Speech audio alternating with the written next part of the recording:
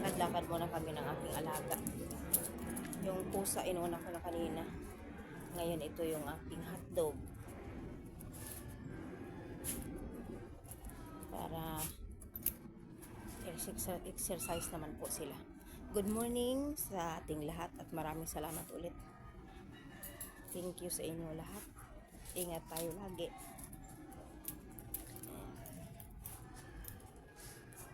Thank you. Good morning.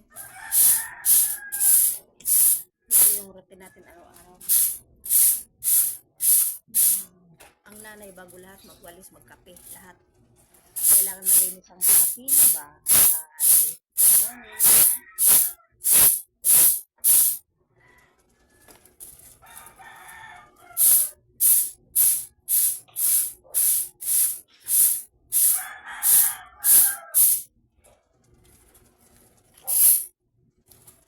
Thank you.